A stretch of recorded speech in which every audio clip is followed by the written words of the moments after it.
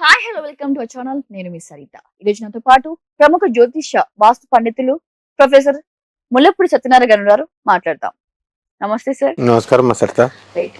So Allu Arjun గురించి మీకు తెలిసిందే. గతం ఎన్నికల సమయంలో ఒకవైపు మెగా ఫ్యామిలీ మొత్తం పిఠాపురంలో ప్రచారం చేస్తే ఈయన నంద్యాలలో వాళ్ళ ఫ్రెండ్ దగ్గరికి వెళ్ళిన విషయం అందరికి తెలిసిందే. అయితే ట్రోల్స్ కానీ ఇవంతా కూడా బాగా వస్తున్నాయి. అయితే ఈ ట్రోల్స్ ఈ వార్తలు ఏవైతే ఉన్నాయో ఆయన సినీ కెరియర్ లో ఎఫెక్ట్ అయ్యే అవకాశం మనకు కనిపిస్తుందా? 100% ఎఫెక్ట్ అవుతుంది. ఎందుకంటే ప్రజల మనసులను రంజింపజేయడమే సినీ కళాకారులు కానీ ఏ కళాకారుడు కానీ యొక్క డ్యూటీ అవుతుంది. వాళ్ళ ఆనందపరచాలా. Why should he enter into the politics?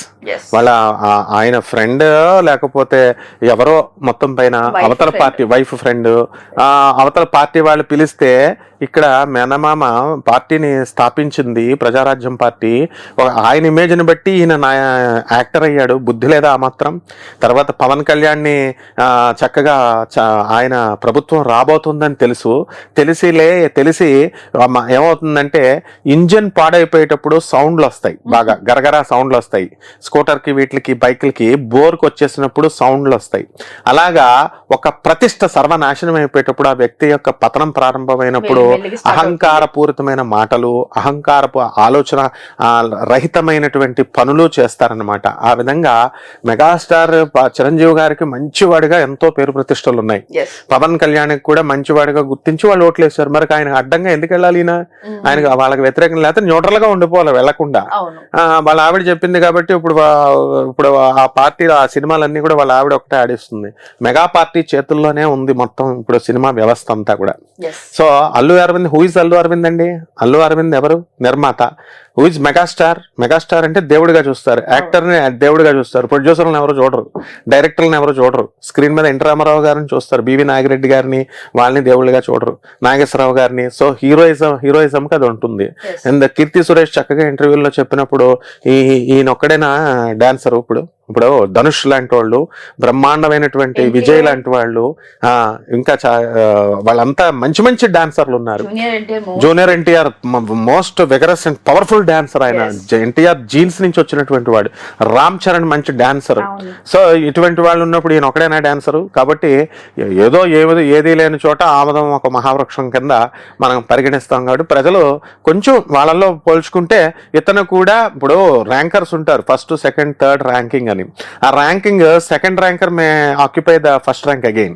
Third ranker మళ్ళీ ఫస్ట్ ర్యాంక్ ఆక్యుపై చేస్తాడు. అలాగే ఫస్ట్ ర్యాంకర్ సెకండ్ థర్డ్ పడిపోతాడు. జూనియర్ ఎన్టీఆర్ ని కొట్టగలిగే డాన్సర్ ఉన్నాడు అసలు? ఎవరు లేరు. కాబట్టి ఈయన నా ఒక్కడికే డాన్స్ వచ్చన్నట్టు వెళ్ళి మెగాస్టార్ ని దేవుడిగా పూజిస్తుంటే ఆయనకి వ్యతిరేకంగా వెళ్ళడం, మళ్ళీ పవన్ కళ్యాణ్కి మొత్తం 21 సీట్లు కూడా, ఎంపీ సీట్లు, ఎమ్మెల్యే సీట్లు అన్నీ కూడా మా ప్రజలు పట్టం కడితే ఆయనకు వ్యతిరేకంగా వెళ్ళడం, ఇవన్నీ బుద్ధి లేని చేష్టలు. కాబట్టి ఇట్లా చేసుకున్నాడు అతను. అది సినిమా కెరీర్కి అది డెఫినెట్గా ఎండ్ ఉంటుంది. ఎందుకంటే సినిమా ఫీల్డ్లో అంత ఈజీ కాదు. స్టార్డమ్ ఉంటుంది. అక్కడ ప్రభాస్ ఉన్నాడు, మహేష్ బాబు ఉన్నాడు, తర్వాత రామ్ చరణ్ ఉన్నాడు, జూనియర్ ఎన్టీఆర్ ఉన్నాడు. వీళ్ళందరినీ తిట్టుకుని ఈయన ఒక్కడే వెళ్ళిపోగలడా? ఉత్తి డాన్సులతో తీసుకుంటారా అనుకుంటే నాగేశ్వరరావు గారు ఉత్తి డాన్సులతోనే రామారావు గారిని కొట్టగలిగారా? Number 1 is always NTR. అలాగే ఇంతమంది ఉన్న జూనియర్ ఎన్టీఆర్ ఇస్ నెంబర్ 1 ఎప్పటికైనా. అది అంతే. ఇందాక మీరు అన్నట్టుగా ప్రభాస్ గారి జాతకం ప్రకారంగా ఫ్యూచర్ డేస్ ఎలా ఉండబోతున్నాయి. అయితే కలికి అయితే ఒక్కసారిగా ఆయన ఇమేజ్ చాలా బాగా పెరిగిపోయింది. అయితే ఇదే ఇమేజ్ కొనసాగుతుందా, లేకపోతే ఏమైనా లోపాలు వచ్చేట్టు కనిపిస్తున్నాయి ఆయన జాతకం ప్రకారంగా?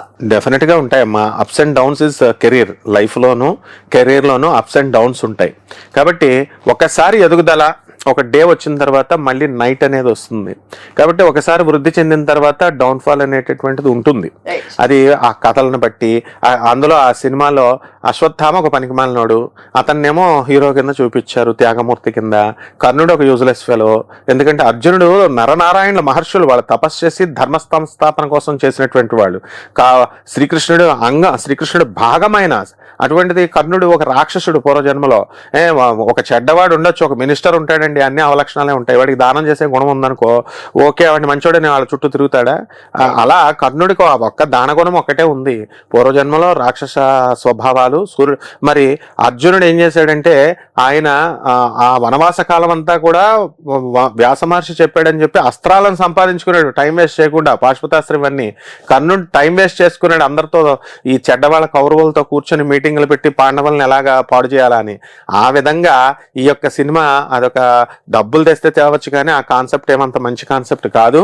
కాబట్టి ప్రభాస్ గారి మీద ఎఫెక్ట్ తప్పకుండా ఉంటుంది, డౌన్ఫాల్ అనేటటువంటిది ఉంటుంది, అందులో డౌటే లేదు. అప్స్ అండ్ డౌన్స్ అవి కూడా ప్రభాస్ గారు అలాంటి ఏం కేర్ చేయరు, ఏ హీరో కూడా కేర్ చేయడు. ఎందుకంటే అది కథను బట్టి, ఇతివృత్తాన్ని బట్టి, కథనాన్ని బట్టి, ప్రజల యొక్క ఆదరణని బట్టి ఉంటుంది.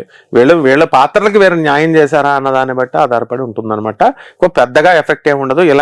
ఇలాంటి పాత్రలు వేసినప్పుడు కొంత ఎఫెక్ట్ డెఫినెట్ గా ఉంటుంది. అండ్ ఆయన కెరీర్ ఓవరాల్ గా బానే ఉంటుంది, కానీ ఇప్పుడు నెక్స్ట్ మళ్ళీ ఇంతే ఇమేజ్ అదేం రాదనమాట. రైట్. ఆయన జాతకం ప్రకారంగా పెళ్లి అవ్వే అవకాశాలు ఉన్నాయా అసలు? 100% అవుతుంది. ఇంకా సల్మాన్ ఖాన్ ఆయనకు కూడా అవుతుంది, రాహుల్ గాంధీ కూడా అవుతుంది. ప్రస్తుతానికి అవ్వట్లేదు అంటే బ్రహ్మచారుల కింద ఉండిపోతారా?